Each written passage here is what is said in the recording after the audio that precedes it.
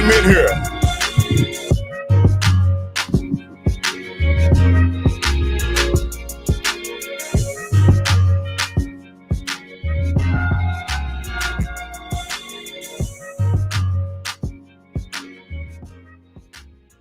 I'd like to welcome everybody to the Rocky Miller podcast. And I'm, of course, Rocky Miller. Again, I want to also thank everybody for tuning in on the Offscript channel as well as the Rocky Miller channel. You guys could be anywhere in the world right now, but you're right here with me, and I certainly appreciate it. Now, this is a very special episode of the Rocky Miller podcast because I have somebody that I have watched time and time again on YouTube, really enjoy this content. This is really the first time we'll sit down and really have a conversation and get to know one another. And I'm so excited about it because I believe he's a super talented guy. They have a podcast that's a little different than everybody else's, in my opinion. They want to be informative and smart about how they deliver the content, but they are super, super funny and humorous. And I like I say, I love their content. With no further ado, I'd like to bring up my man, G.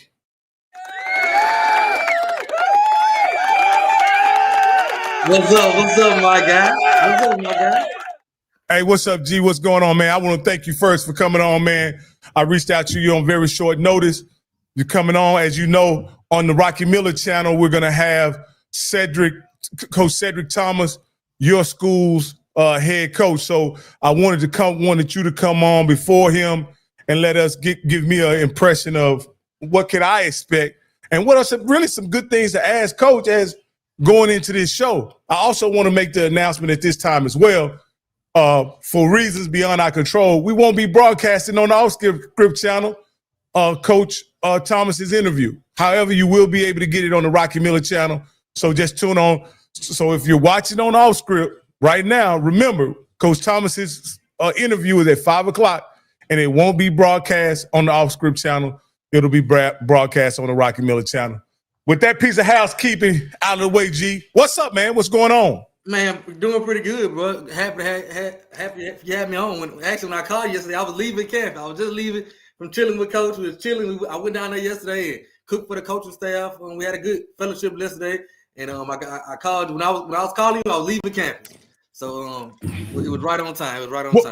What was going on campus yesterday? Well, we had our last scrimmage of camp.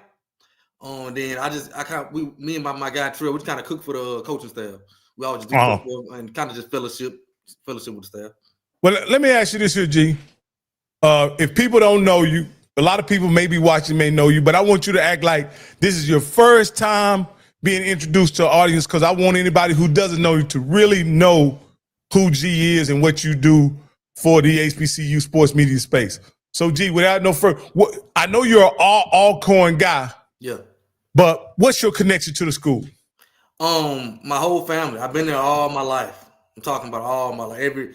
Every since I was born, my dad. I have about 25 to 30. I counted 25. I kind of have about 25 family members that attended Alcorn State.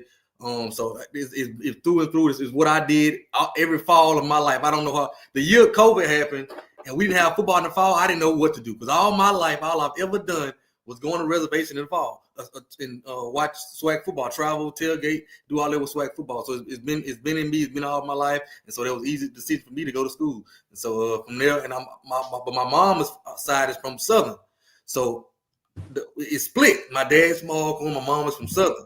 So we had to split the games. 1 week we got to go to Southern games. 1 week we got to go to Alcorn games. You know what I'm saying? So I just come from a SWAC family. My uncle's from Jackson. I got an uncle that was Jackson State. I got an auntie and uncle that's Grambling. I got two of my dad's brother and sister that's Mississippi Valley. I'm just a SWAC kid, come from a SWAC family. Let me ask you this. You say your mom is Southern. Yeah. Your dad is Alcorn. Yeah. What made you gravitate toward Alcorn? I've always been that guy that followed my dad. I'm like he was still a fan. I'm still a fan. He liked the Lakers. I like the Lakers. It's just kind of I was always into sports like him. My brother and sister actually went to Southern. My brother was a band guy, so he played in the band for Southern. My sister went to Southern too. But I just went on up to Mississippi with Alcorn. I always loved it. That's interesting. You say basically you like Alcorn because your dad went to Alcorn, and you're that's something you and your dad connected on on that level. Okay, that's dope. That's dope. And so that's why. Does it hold a special meaning because it's something that you and your dad share?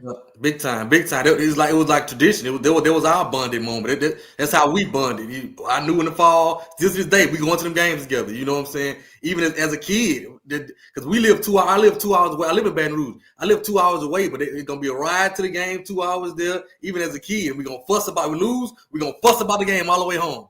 If not, we gonna have fun celebrate all the way home. We're gonna celebrate all the way home. And people always ask me, gee, you such a troll. Where you got your jokes? But I tell them my dad, on the way home from these games, he's calling all his Southern friends with all these jokes growing up. That's what he's gonna do. He's gonna call it. So that's where I get it from. So still to this day, a lot of stuff you hear on the internet, I steal from him. Still to this day. Barbershop we went to, it was owned by a Southernite, but the guy that sat next to him was a Groundernite. The other dude was a Jackson State. So when we go to the barbershop, they would literally call us Alcorn. They're like, look at Alcorn, because we was the only ones here representing Alcorn, and it just was fun. So I grew up in that, and the trolling and going. We beat Southern, and now we show up to the barbershop beating on the door with Alcorn. So you grew up in the belly of the beast. In other words, and you didn't have any.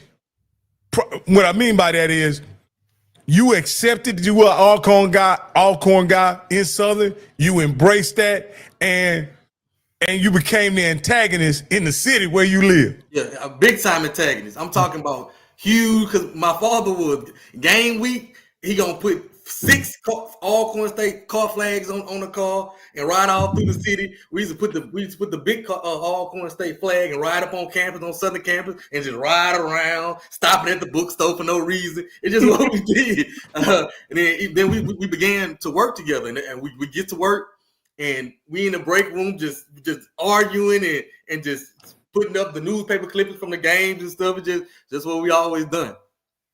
Now, let me ask you this, because like I say, I came into SWAC, covering SWAC about 5 years ago. So all the rich history and tradition I don't know about. I know the schools because I'm a student of Black history. So I know, and my sister graduated from Southern many years ago. So I know all the schools, but I don't know the rivalries. I don't know who are the dominant teams and things like that. I'm just now really, the past 5 years, trying to understand and understand the history. So, you're in your mid to late 30s, correct? So I'm asking, what is your history between Southern and Alcorn? Who has, in your lifetime, who's gotten the best of one another in that? Alcorn by four. It's not remotely close. We own the all-time record over. We're the only team that has a winning record against Southern right now. But in my life, we even when we were bad, we were beating Southern. And so I always had the ups. Even we were bad, and in our 20-year run, we didn't win nothing. We were beating Southern. We'll come and beat Southern at Southern. And and I would act a fool, go running in the rain. And so that made me love it even more. We head to head, we've always had their number. It's funny you mentioned that because, we had the Southern guys on HBCU Coach's Corner last week. We had BJ Jones and Perry. One of the things in recent history, and I'll say this, one of the things I didn't quite understand, because like I said, I've been in this space the last 5 years, they explained to me that they had a expectation of winning. Like Terrence Graves, he took the job, or he was hired to win championships. And that's what they expect. But in the last 5 years, I haven't seen, they've played for SWAC titles in those past 5 years. And really in those games, they hadn't really gotten close because they played Jackson State both times and they got the hammer put on them. Mm-hmm. But with you guys getting the best of them, also in recent history, they're having this situation where they're not winning. They still had these expectations of being a champion. I don't quite understand that. Do you understand it, being a person that you're from Southern? Yeah, I don't. It's always been weird to me, and I always ask them that. It's always been weird. because outside of the Pete Richardson era, they haven't really done much. And outside of Pete Richardson good. I think they're just still on that Pete Richardson high, like just still hiring coaches that coach with Pete Richardson. Still, still talking about the Pete Richardson day. Oh, I remember when we did it like this on the Pete day. They still living on that Pete high. And outside of Pete, I think in the last 60 years they may have one championship outside of Pete, something like that. But they have these expectations. I think a lot of it because they have a big fan base, huge fan base. I mess with them, call them a band school, but they have a huge big old fan base that can kind of get things done. So if the fan base starts rumbling and they don't like a coach, they can get them out of there. You know what I'm saying? They can go in there and get them out of there. So they have this expectation win from Pete, in my opinion. I don't think they got over there yet. Oh, okay. That makes sense. So let's go back to Alcorn a little bit, Coach. So I know about Steve McNair. I know about, of course, Fred McNair. Mm-hmm. I also know about just left my train of thought. What I was going to say, when I first came looking into SWAC, my favorite quarterback, I must admit, was Felix Harper. Like, that's the guy that I really like. When I looked at his highlights from the previous year, I want to say maybe 2019, 2020, 2019, that's the guy that I thought that was going to really light up the SWAC that year. Unfortunately, it didn't kind of happen like that. But who are some other people, some other guys, some other things about Alcorn that a guy like me that's just coming in 4 or 5 years in, what should I know about Alcorn? I think our fan is Marino Chasm, Isaac Hope, that played against Jerry Rice, Jerry Rice down the 84. In the 84 game, that's before I was born, but in the 84 game against Jerry Rice, and that's the biggest game ever played in Veteran Memorial Stadium, and that record is owned by Alcorn State. The two highest attended games in that stadium has been Alcorn State. There, this is just a little shot for the people up the street. Also Donald Driver that played with the Green Bay Green Bay Packers. Yeah. Yep. Torrance Smalls that played with the Saints. It's just some names of some players that has been really good. Milton Mack, Ronell Young. We had a lot of good players over the years. So what is the identity? I don't want to get into this blue bloods and tears talk. I don't want to get into that because I expect you to be biased like the Southern people are biased, like Jackson State's biased, right? But my question is, what is the identity of Southern? Not Southern. Is Alcorn recognized as a winner? Are they recognized as a championship level school? What is their brand in the SWAC and in HBCU football? I think how I look at it, we're the small school that does much more than what's expected. So like our athletic budget's down there with Pine Bluff and Mississippi Valley. But if you look at the championships and the winning and the history, we're towards the top. We do less with more. We don't have all the resources. We've never had the resources. We've never had the biggest fan base. But if you look at it and go to the championships, we're near the top and everything. You look at the best players in this conference, you got to start with Alcorn. You look at some of the best coaches in this conference, you got to start with Alcorn. So that's our identity. I think it's been that small school without the resources in a remote location that's been able to get it done. And people asking, how do they do that? I think that was some of Southern problem. Like, we have all these fans, all these nice facilities, all of this big old athletic budget, and then Alcorn is coming down here and thumping us with tape on their cleats. You see what I'm saying? With tape on their cleats, it's raining in the locker room, and they coming out here thumping us. You know what I'm saying? I think there's always been Alcorn they gritty, backwood team. So, like, put it like this here. In other brands of football, in other types of football, they always use the term gritty, blue collar, lunch pail, bring your lunch pail. Would Alcorn be that kind of, have that kind of brand? Yeah, I think that's our brand. I think when we get away from that, we fail. I think that's our brand.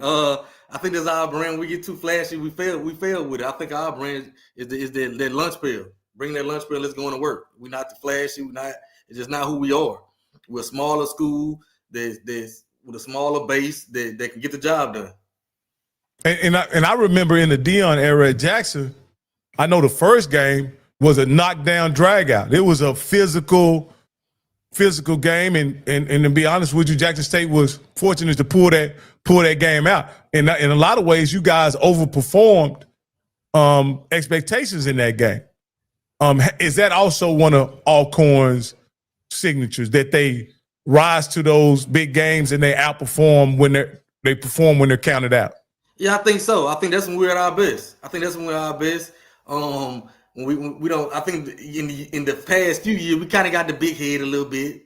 Kind of start smelling ourselves. That's just not who Alcorn is. That's just not who we are. We the guys that we used to being overlooked.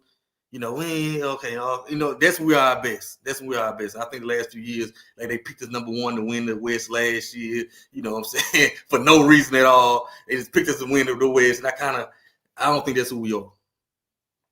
Okay. So you guys, so let me tell you this. Can you tell me about your platform that I watch a lot and is very popular in the HBCU space, SWAC'n A Fool? What made you start, or did you start it? Or tell me about how that came about, and what are you guys trying to do over there? Well, it started with, just like I said, I go to all SWAC games. I'm talking about, if it's a big game, I want to be there. I just support the SWAC. I was just at the Southern University Athletic Gala last night. I just support the SWAC. This is what I do. So it was the spring year. They were playing Southern was playing Jackson State, and I go to the game.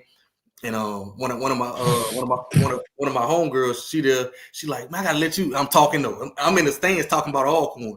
The only reason this game big because we ain't playing. We'll beat both of y'all. That's what I'm saying. I'm walking around talking to her. She like, let me introduce you to somebody that be talking the same type of noise. So she introduced me, and we start going at it. We're going at it. After I said, man, let's go out to eat. We go out to eat. We outside the restaurant. They put us on a waiting list. So we pull up. We standing outside in the parking lot, and we just talk. We go to talking. We just talking about. We talked about NFL. We both Steelers fans. Me and J Max at the time, my co-host. And then we say we're both Laker fans, both from Baton Rouge, and we start knowing a lot of the same people. And we start, how long you been following Southern? He said, all my life. My mom been working at Southern 40 years. So we just started, like, we just went into it, and our style was the same. And from that day, we got to put this on tape. What we did today, we got to put it on tape. We're like, let's try it. And we put it on tape and tried it, and from there it was history. SWAC'n A Fool. Yeah, I remember back when you guys just used to sit at a table and cut up, man. And it was always it was a hoot, man. It was always a hoot. It was like different than anything else. It was so much different than maybe HBCU game day. Even Scotty, it was, even because it was two people going back and forth, it was even much different to Scotty, because Scotty was a solo show. So you guys had y'all all different flavor. Now, is the comedy part of or is that just a natural thing that you guys have with one another? It's natural, because we do it about anything. Just this summer, we both were head coaches of our kids' flag football team and didn't know it. So we got there to play each other, and so the referee stopped the game. They come out there and stop the game. Y'all have to stop arguing for the kid. We had to explain to him, listen, that's my best friend, bro. It's just what we do. I'm talking about his shoes. I'm out there. He talking about my hat. Take that hat off. Oh, he just shaved his face. Like so we going back and forth. They thought it was personal, but it's just how we do, how we rock, and so they make it work. And none of it is scripted. We don't talk about the show not one time before we hit go. Not what you gonna say. What you gonna say when I say this? Don't say this. Don't say. When we hit go, we don't talk before we hit go. What time you trying to go on? Oh, let's do it at 6, all right. And we're gonna hit play, and we just go. Oh man, hey, like I say, it's if you guys hadn't checked out SWAC'n A Fool, I checked out the most recent, the last 2 episodes. I watched it. You guys brought up some very interesting points that I'm gonna go over here with you. What else? Where do you guys want to take SWAC'n A Fool? Right now, I like it where it's at, just on YouTube, to get it big as we can. We've actually been talking to some people have been calling to try to get us on to join a network. We've turned down 2 already, just because I don't want to lose all control of it right now. We can kind of do what we won't, say what we won't, kind of that part of it. I think that'll take a lot out. We had one caller who was like, hey, we love what you guys do. Can you take food out of it? And we'll put some money behind it, but it can't be SWAC food. Can it be SWAC and news? And no cursing. I'm like, that's cool. I wouldn't mind. If it was a huge bag, I might think about it. but it wasn't nothing to, so I'm like, no. So right now we're just gonna keep the little independent thing going and keep trying to push it out to whoever we can. Now you mentioned in one of those episodes that since you had SWAC'n A Fool, y'all ain't done nothing. Nothing. Not nothing. And before the reason why I wanted to start a podcast years ago, I used to, and this is 2017, 2018, when we were dominating, I used to say, I'm gonna start a podcast because I had built up a fan base before I started a podcast. I was already on the sidelines in the SWAC, and it was strictly on Facebook. I used to go on Facebook and just troll in Facebook groups. Troll, put information there. I used to have a lot of breaking news. I put it in the group. So before I had a YouTube channel, it was strictly Facebook. And I would say we going 13-1, 12-2 this year, and we'll win the games I say we're gonna win. So it makes me look like a genius. So I'm on top of the world. Everybody like, dang, G I'm on top of the world. And as soon as I start my show, my Braves go the opposite direction. But it's fun. It's fun. I get more views and it's actually fun when we lose because everybody wants to see what I gotta say. I get before I can even hit live, I look in the waiting room and it's 200 people on there. When we played Jackson State this past year and lost like that, I got to my waiting room to go live. By the time I got there, it was 400 people waiting for me waiting on me to get on live because when they lose, they want to hear what I gotta say. So now, G, you do something I think is kind of unique, and you do it in a unique way. In this regard, this is what I'll say. You can be staunchly critical of your school, but also be supportive, like undeniably supportive. Yeah. Like you can be critical like you said something the other day when I watched it. You said, I'm gonna quit doing all this bragging and boasting and talking about these players or whatever, but I'm still that's my team. That's always gonna be my team. I'm gonna support them or whatever. You also said some things related to the coaches as well. And I found that kind of a unique perspective. Like, yeah, I'm going to criticize you almost because I love you so much. Yeah. You know what I mean? Yeah. That's why I'm criticizing. Yeah. Is that how it kind of come across? Is that how it lands with the people, the players, and the coaches? Yeah, that's how it is. What helps it out is that I'm there, though. I'm not just talking on the internet. I'm there when they move it into their dorms and they need a truck. I'm helping them move it in. If they got something going on, they call and say, G, I need this going on. They're going to call G, the coaching staff as well. Like, G, we coming in town. We got this. G, I need. I'm there. I'm accessible to the athletic department 100%. And so I think that's what separates me from a lot of people. I'm not just on the internet talking. I'm actually what you see on the internet. I'm actually more in person on that campus, walking in the building, walking in the team meetings, walking whatever was ever needed of me. I'm talking about literally I can get a call from coach say, look, I need to get this message out. We need to raise this type of money for this. Boom, it's done. It's handled. Everything. Because one of my strong critiques of the HBCU space is that you almost, first off, everybody homeboys, everybody is cordial and kind, but it makes it so difficult to maintain relationships while being honest at the same time. Like and one of the cool things about that attracts all of us to sports is that we can be authentic about how we feel about the game, the team. At the same time, none of this is personal. Nobody lives or dies. You understand what I'm saying? But it seems like in the HBCU space, as a sports media guy, once I start criticizing the coach, whether it be a decision or his record or whatever, the relationship really breaks down. Do you have any explanation for why that's the situation? I think it's a trust thing. I'm not sure. I haven't put my hand on, because even with me, all I just said, when I first started it, I kind of was getting side eyes a little bit for being critical, because I'm gonna be critical. And then, but once they start seeing me around and the coaches start noticing, oh, this is the man that called, we got a problem. He can say that, and it kind of got easy on me. Just like Cedric Thomas, you're telling me that's coming up next. One thing I love about that guy is he wants the criticism. He'll call me and say, one game, he like, G, don't go easy on me.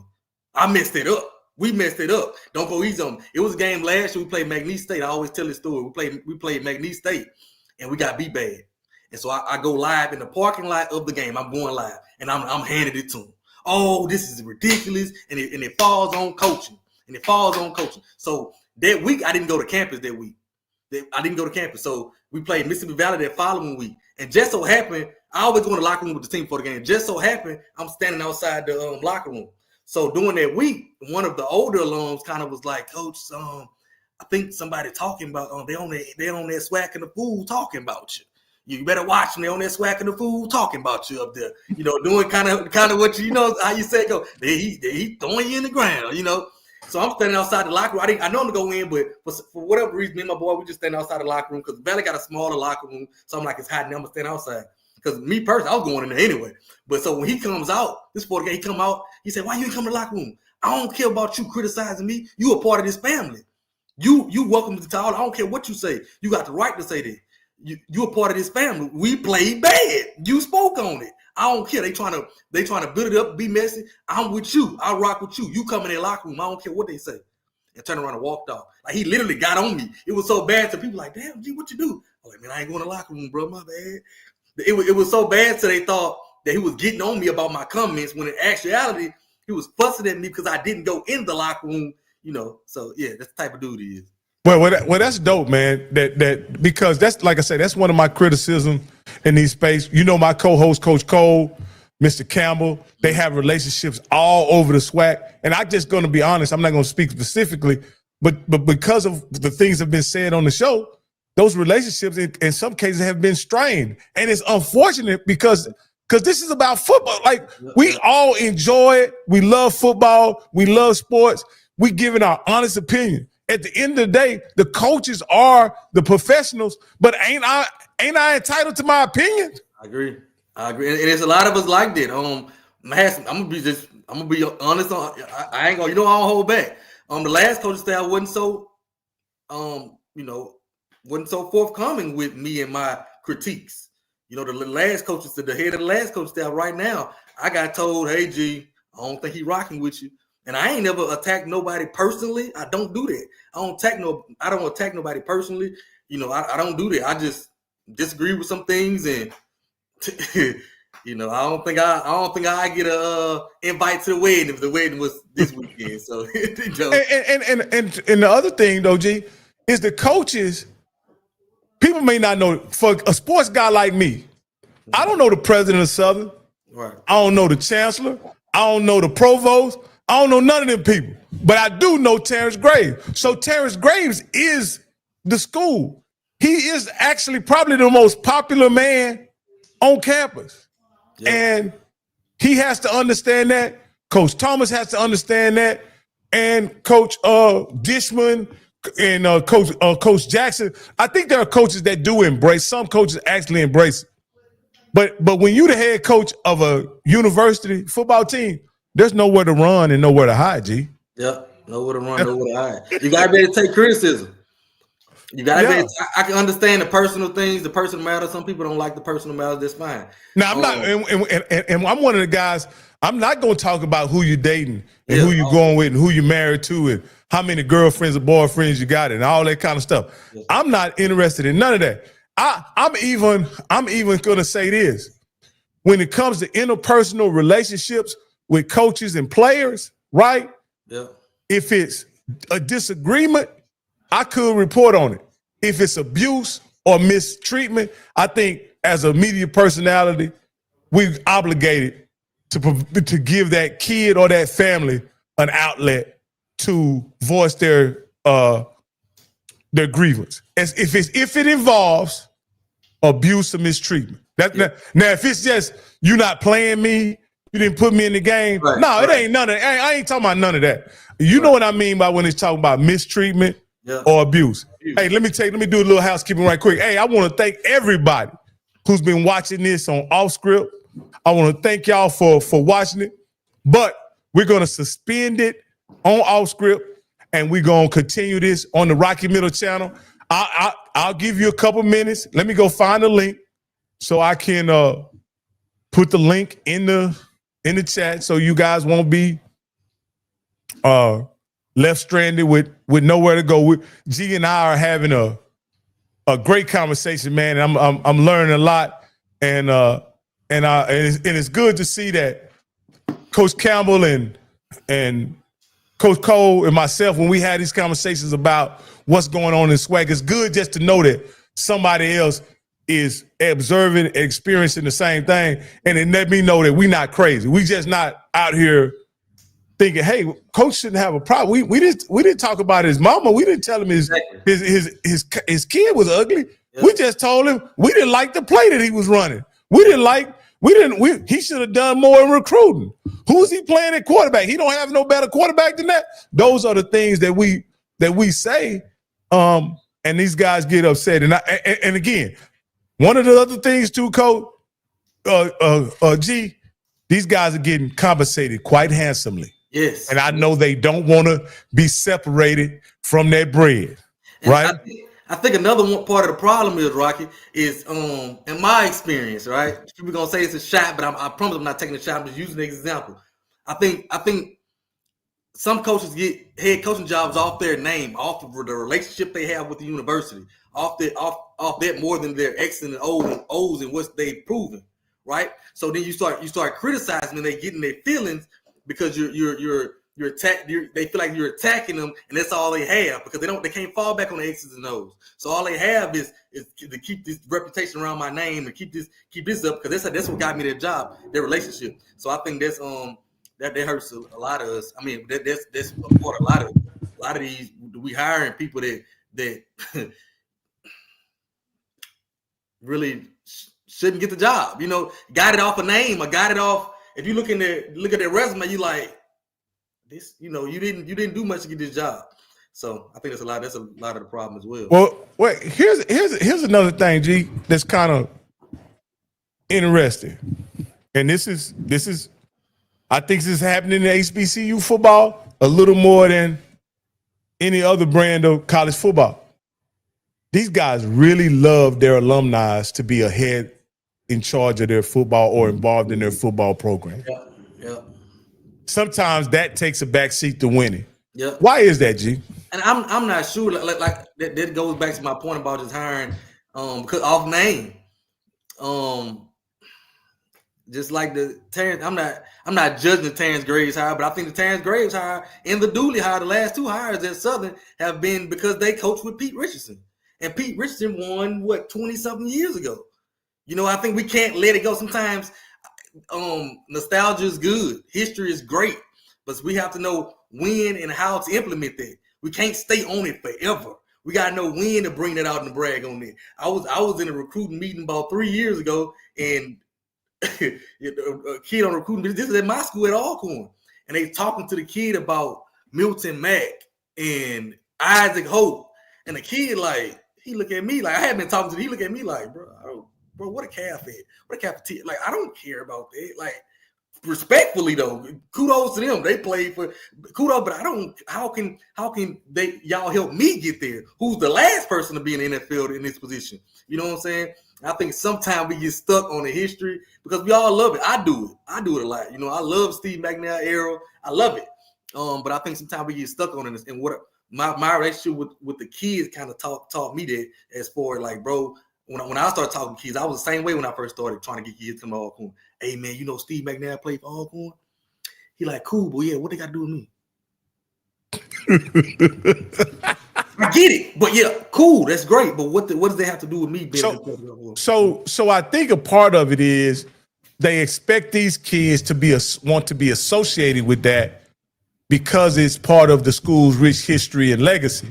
Yeah, they don't realize that these kids in this era are probably much like we were when we were coming up. They were looking for how was that going to benefit them long term? You know what I mean? Yeah. And, you know, back in my day, one of the big things was being on TV was a big deal. And then, of course, you know, guys used to like to stay close to home so their mom and dad could come visit. Those are the kind of things that guys were in my era that they were that provided some level of advantage. Nowadays, they getting that money. Getting that money. That's the first question. That's the first question they want to know. What can you pay me? If Steve McNair ain't paying nobody, unless he got some kind of NIL somewhere for him, They don't really care. They don't really care. So now where do you sit on this? This is just because someone here, Chris Dukes, mentioned Ed Reed gonna be the next Southern coach, but that's not what we're talking about. What is your stance on celebrity coaches versus established career coaches? I think you got to do your research on it. I just don't think any celebrity coach can do it. I think Dion is Dion, and I don't think any just celebrity. Let me just go get a celebrity, because I don't think all celebrities bring the money that you think they will bring. I don't think all celebrities know the football like you think they don't know it, can recruit.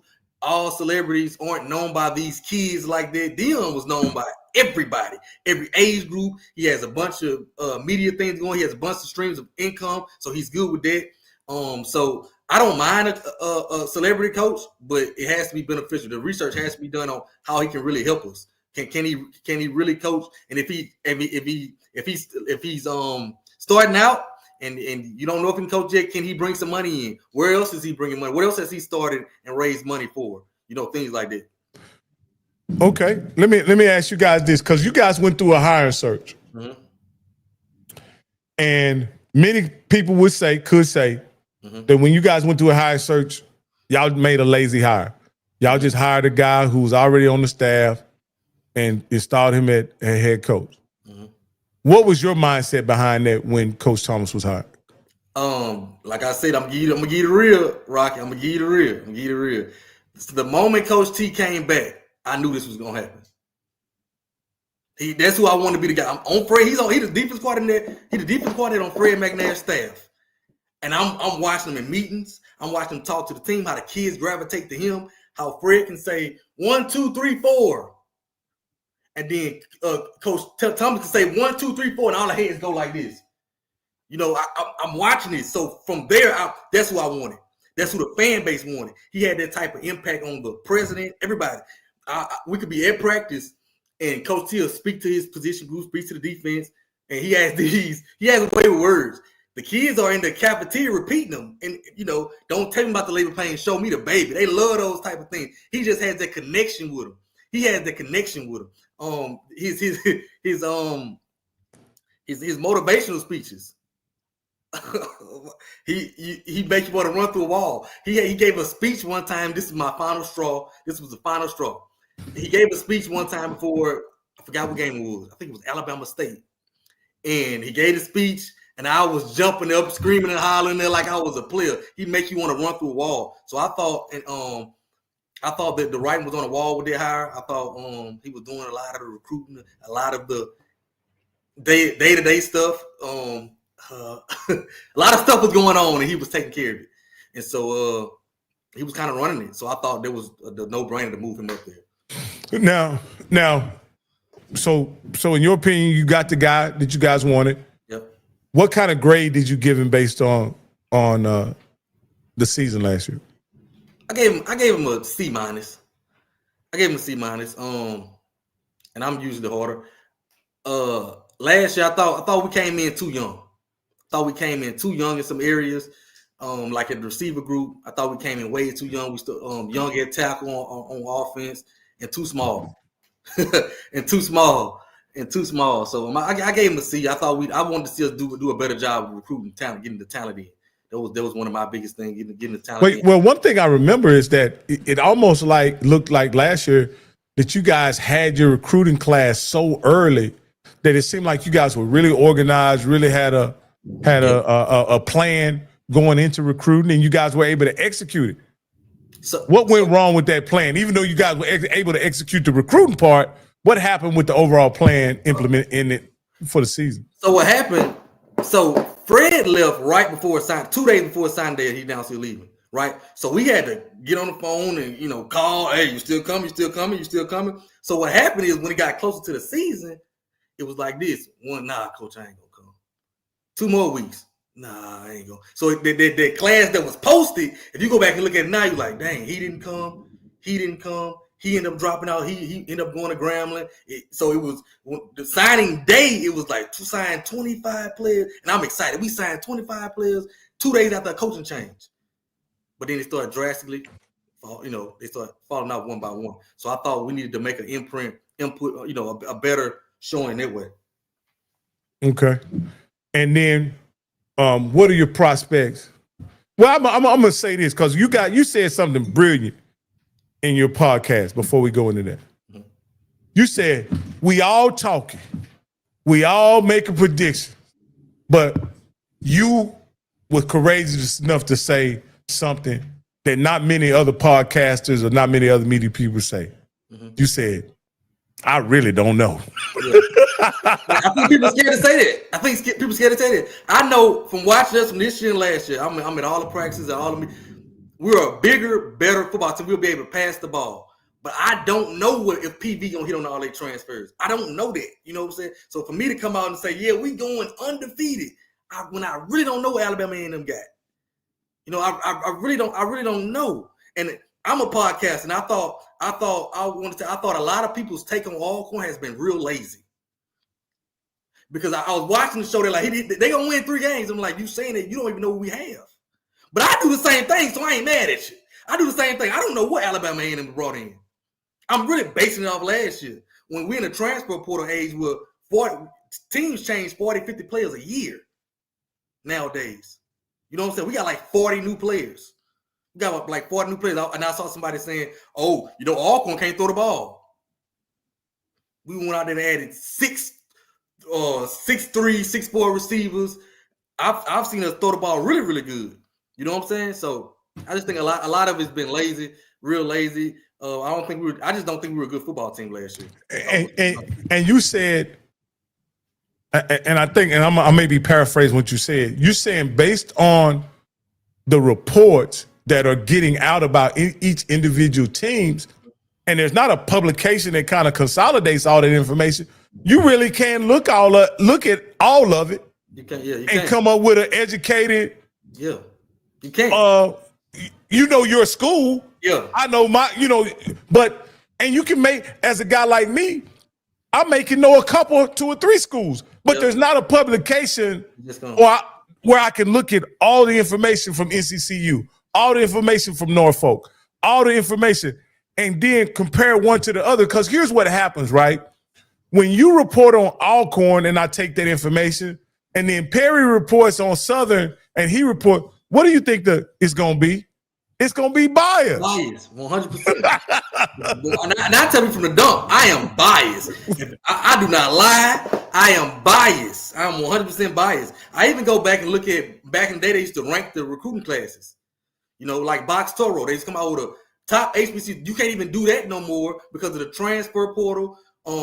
Everybody's not even publicizing who's transferring in and out, who's on campus. They're trying to get eligible. Trey Holly was on campus at Southern for a while. They trying to get him eligible. They think I don't know, but they trying to get him eligible. You know what I'm saying? So they can't report, oh, we got Trey Holly and add him to the recruiting class. They can't do that. They can't add him. You just had Mekhi Hagan, who was the projected starter at Alabama A&M, and turns out he's not able to get into school over there. He's not even eligible. You know, and I kind of found that out early on that he wasn't even eligible. So a lot of that goes on. So it makes it hard to sit here and give these bold. I know this team. Somebody said Alcorn going to win 3 games. Like I'm like, man, and I just don't understand the disrespect for our head coach. Because everywhere he's ever been, he's built something. Cedric Thomas is the only head coach in the SWAC that has done this, right? HBCU football. He played in the SWAC. He was a graduate assistant in the SWAC. He was a position coach in the SWAC. He was a coordinator in the SWAC, and he was a head coach in the SWAC. He's excelled at every position he's been in. Every position. He even went to FBS and he was a position coach at an FBS program, and that position excelled when they were there. And every year is a process. He went to a JUCO that hadn't won and took him to a winning season, took him to the playoffs. But it was a year 1. He come in and assess his talent. Year 2, they make that step. He's at Pine Bluff. Year 1, they get dominated. Year 2, they take that step. Year 3, they're playing for a championship. Same thing with Alcorn. He came in his first year as IDC, wasn't that good. Year 2, we take that step. This year as a head coach. Last year, 6-6. This year, I think we're gonna take that step. So you think he's very underrated among SWAC coaches? Yes, I think he's very underrated. So this is interesting. This is an interesting conversation here too. Very because let's if there was a SWAC coach ranking, right? If that was a thing, who would be your top coach? I gotta give it to TC because he proved it. He won it. I gotta give it to him. But it's nobody that hasn't won. I'm picking over Cedric Thomas. So who would you pick number 2? I go Ced number 2. And then after that,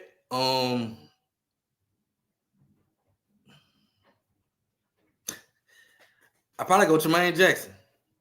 Okay. Yes, he had in a D2, and then Sam Shade.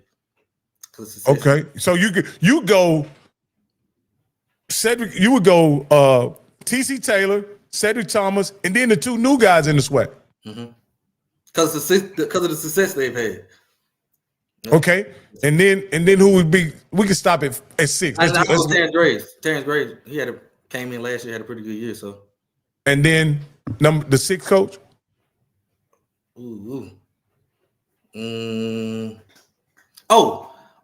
I go Alabama State. Blanking on his name. What's his name? Eddie Robinson. Coach. I go E-Rob. Coach Eddie Robinson. Okay, so with that ranking, that means to me, what I see there is you got FAMU's. You don't think very highly of FAMU's coach in comparison to the other coach. No, I don't think. I don't understand the FAMU hype. Don't understand the FAMU hype. When I look at FAMU's roster last year, they had a really good quarterback who went to the Legacy Bowl and acted plumb fool. They had really good receivers. You losing the Valley at home. I can't. Good quarterbacks don't come in this conference often. You get your hand on a good quarterback. You shouldn't be losing the Valley at home. You shouldn't be losing the PV.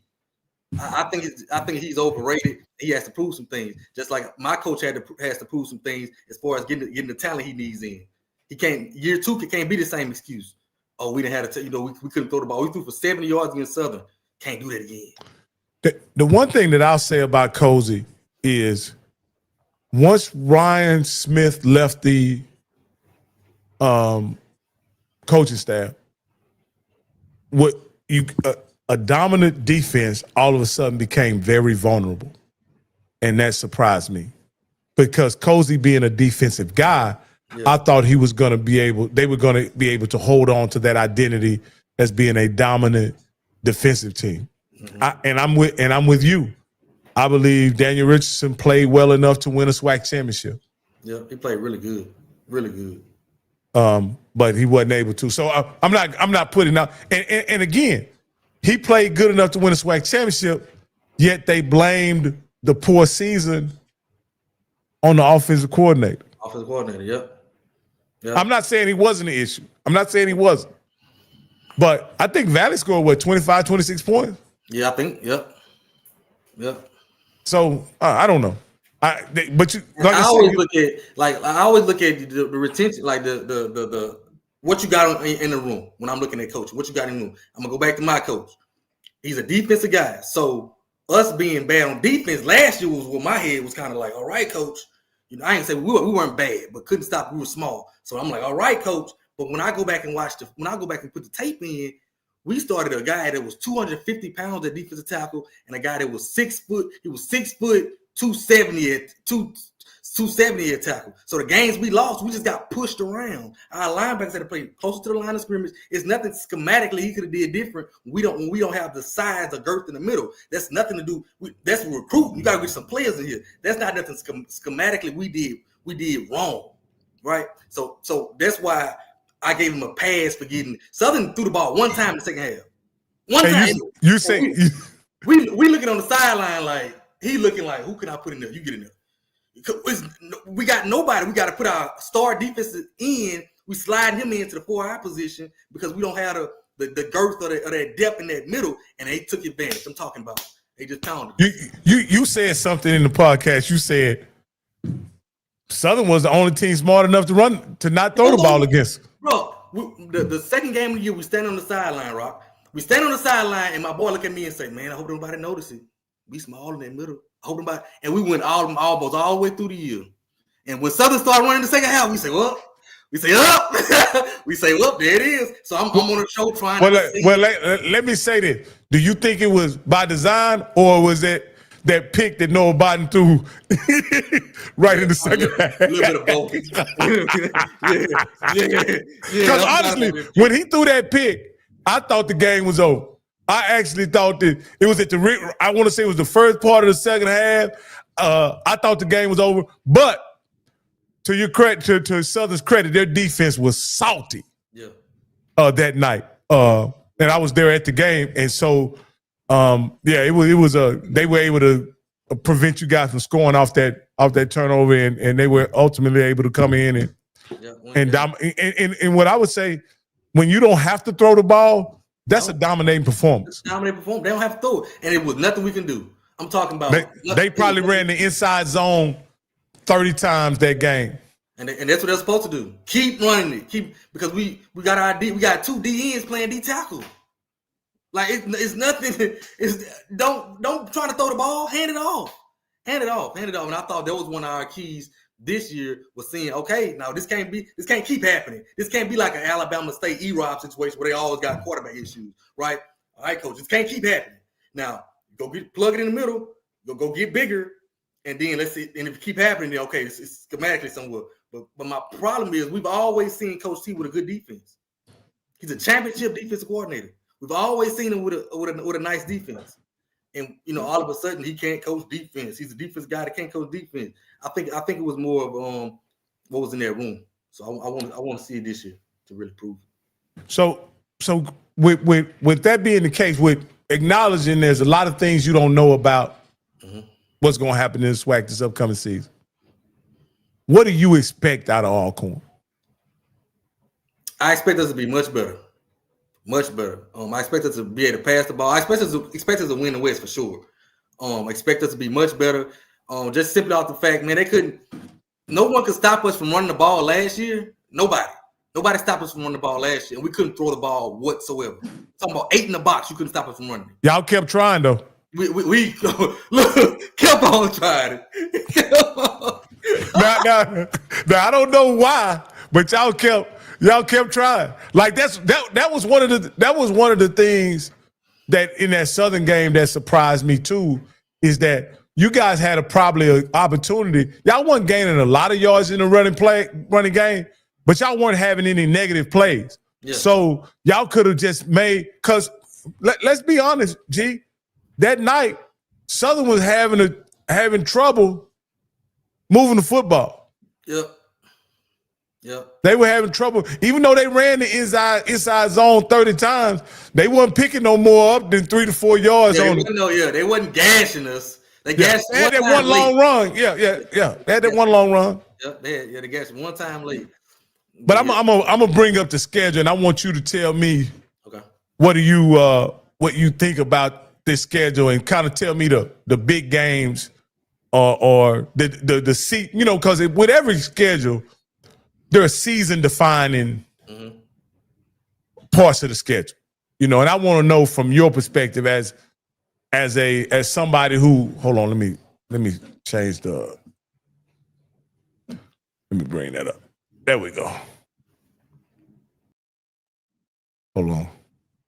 I'm gonna get this right sooner or later. Go ahead. Okay, G. With bringing this up, what do we find out about Alcorn when they play Northwestern? We find out where we are. We find out if we've grown any, how much we've grown. Because me personally, and I hope the team ain't watching, and I've been trying not to say this. Hope y'all not watching. If y'all, oh well. I think we should go down there and dominate. This team might have won one game in 2 years, maybe. They're building it from the scratch. They're building it from the ground up. They're kind of small on the inside. I love what we have on the offensive line, so I feel like we should go down there and dominate this game and open up a lot of eyes. But I want to see us be able to throw it around on the outside. I know we'll be able to run it. I know for sure we'll be able to run it. I want to see us be able to throw it around.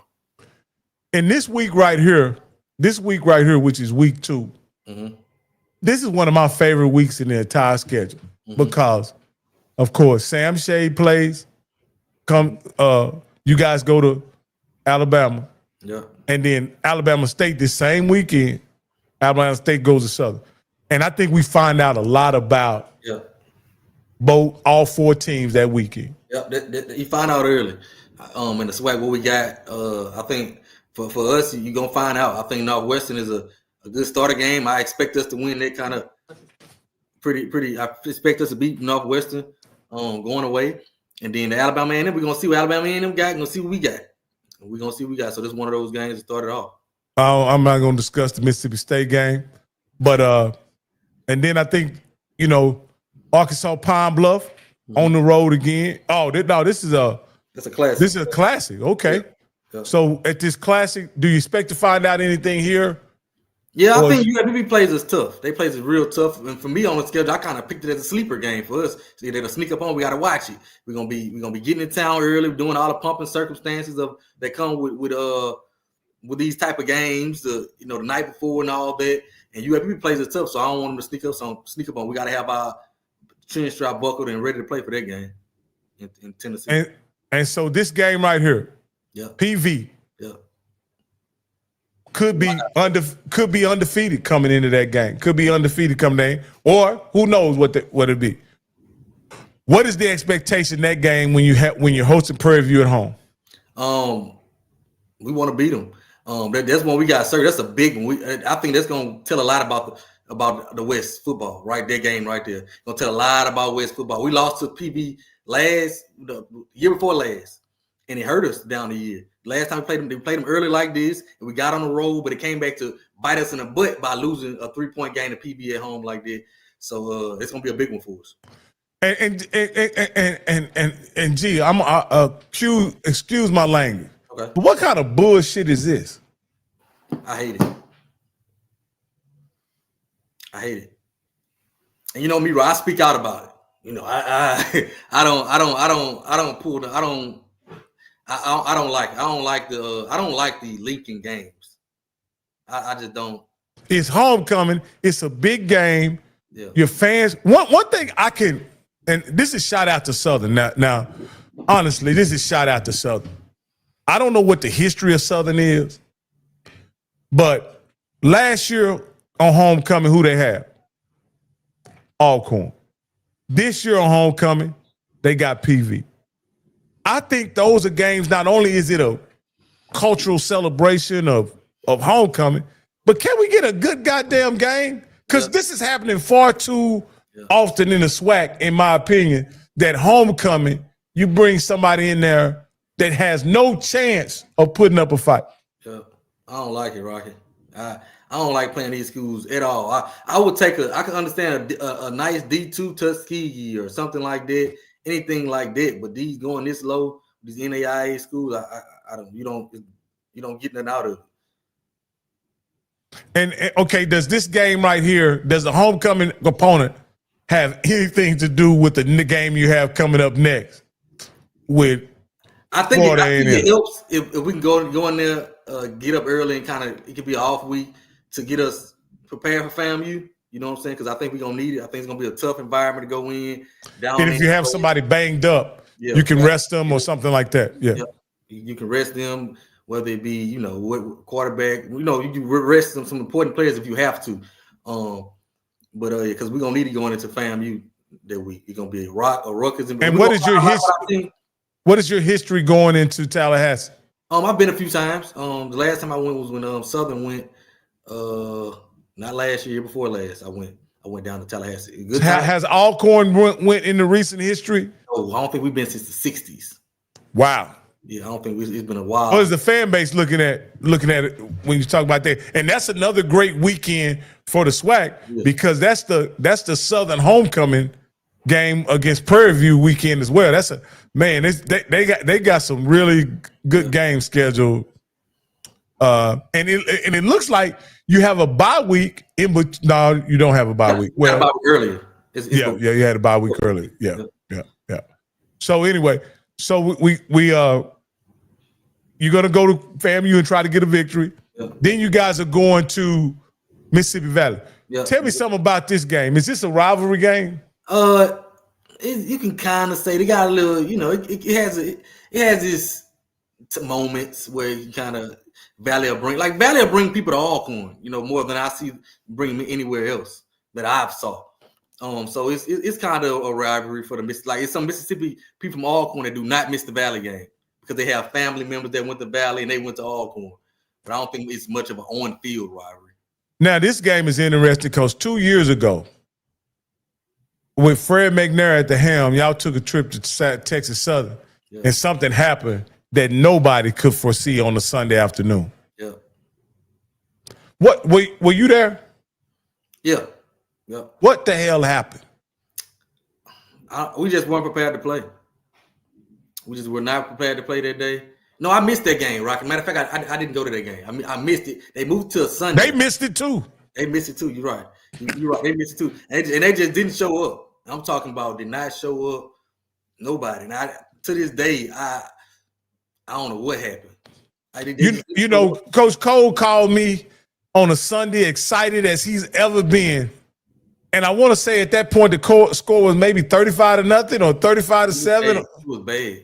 It was bad. It was bad, Rob. I was in disbelief. I was in total. Oh, you talking about? That was my final straw with our previous staff. That was my final straw because it was happening way too much. It was happening way too much. So it was like, nah, we can't keep doing this. We got too much talent. We had way too much talent on that team for that. Way too much talent on that team for that. And so yeah. And this game right here in Lorman is, to me, is probably on the second and I break the schedule up in 4 quarters, but this probably is the biggest game on the West in the fourth quarter of the season, right here. This is either going to determine the championship or spoil somebody's chance of winning the championship. What do you expect this game to be? The same thing. I think it's gonna be one of those games. That's gonna determine it. It's gonna determine either, like you said, either you're gonna spoil it for somebody, or we're gonna be maybe the clinching game. You never know. Maybe the clinching game. I just think these 3 games, we got Southern, Grambling, and Jackson State back to back. I didn't like it at first. I'm like, well, why would the AD back? Come on, why wouldn't you space that out? But we got them back to back, and I'm kind of excited about it. We got time all year to kind of work our kinks out. We're gonna be who we are when we play Southern. We're gonna be who we are at that point. That's who we are. So it don't make no sense of running from it. We are who we are. Let's go see if we can do this. And so we finished it out with Southern, Grambling, and Jackson State. We gotta buckle our cheeks up. Now, of all the you guys, I'm sure you're expecting to win in Grambling, and then the boogeyman. You guys got to go see the boogeyman this year. And the reason why I say that, G, is I think if anybody is denied with the last 3 out of 4 championships and really the best team coming back, that Jackson State is the boogeyman, they lying to themselves. Yep. They playing themselves. Yep. Jackson State is the bona fide SWAC boogeyman. Yep, I agree. 100%. What do y'all think y'all can do against the boogeyman weekend before Thanksgiving? We gotta go down there and get our league back. Period. We got abused last year. We got embarrassed and abused. I'm talking about straight up embarrassed and abused. But it happens. We got to get up off the mat. It happens. We got to get up off the mat. Like, it's over with. We got to get up off the mat. So I think we can go down there and we can go down there and make things interesting. I think we can go down there and handle business. By that point, we'll know who we are. I personally think that's going to be the game to determine whether the game going to be in Jackson or Lorman. Me personally. It's going to be the game. You play that game, and we got to play them again in 2 weeks or next week. Woo. SWAC championship in Alcorn. So we got a guy saying they not the boogeyman. So if they not the boogeyman, who is the boogeyman? They the top dog right now. How do you become the boogeyman if they not? They the top dog. And I'm not here to pipe up Jackson State or nothing, glaze them over, whatever you want to call it. The facts are the facts. They done won the last 3 out of 4 championships with 2 different coaches. And if anybody beat them, I think it got to be the SWAC is waiting on us to dethrone them because they can't do it. They ain't gonna be able to do it. They ain't gonna be able, we the only one can embarrass them. We embarrass them when we beat them. Now we get in there, and, Matter of fact, let me say this. It's only been 2 teams that done beat them in the last 4 years, right? I think they're like 29-3 in the last 3 years. Y'all beat them. FAMU beat them. We didn't. Yeah, we beat them. FAMU beat them. And and Alabama State beat them. Okay. That's it. Yeah. I mean, hey guys, like I say, you can't make this up, man. If they not the boogeyman, who's the boogeyman? And I think it's a healthy. And Grambling beat them, but Grambling wouldn't. Grambling beat them too. That's why it wouldn't. Yeah. But what I'm saying is, I think it's a healthy acknowledgement when you know who the boogeyman is, and you know what the bar is, what the standard is, what it's gonna take. Not that you're scared of anybody, that you know what it takes, and it seems like, but let me ask you this. Does the fan base know what it takes, and the supporters and the boosters and the alumni know what it's going to take from them to dethrone Jackson State? Yeah, I think we're getting on board. I've been trying to help them. I've been trying to push it, but I don't think a lot of people understand that part of it. A lot of it, getting the older generation to understand that part of it. It's not just they think it's just all play calling. No, we got to do some things off the field to help this. This ain't just we got to be able to provide some more resources now to be able to get some of these recruits, to keep some of these players that we losing. So I thought that's what made Jackson State tough this year. They retained a lot of their talent. You know what I'm saying? So, and they was able to do that from their NIL things of that nature. So I think we got to we have the first NIL collective in HBC in the FCS. But I want us to keep growing it. Keep growing it and see just keep growing it bigger and bigger and bigger. All right, G, man. We got Coach Thomas in about 20 minutes, man. I want to thank you for staying on with me, man, and having this conversation. I hope everybody goes over to SWAC'n A Fool, and y'all got to watch the last 2 episodes. They're absolutely hilarious and very informative at the same time, man. And so, G, they can find you at SWAC'n A Fool. Where else can they find you? What'd you like to say before you get out of here, man? You can find me on Twitter, Mr. Big Bad Brave, GA. So just type in SWAC'n A Fool anywhere. And I keep telling everybody, so I want to say, if I keep telling everybody, I've been writing it down now. I've been writing down everybody who writing us off. I've been writing it down. All this lazy reporting, all these fans, I got everybody wrote down. When it's my turn, just let me have my turn. So I let everybody else go, but it's about to be my turn. And I do it better than anybody else. I'm going to talk that noise, Rock. I'm going to be on top of the world. I let everybody have their turn. When it's my turn, I'm going to act a fool. Appreciate you for having me on, Rock. Hey, appreciate it, man. Hey, everybody, Coach Thomas coming up in 20 minutes. Much love. Thank you again, G. We out.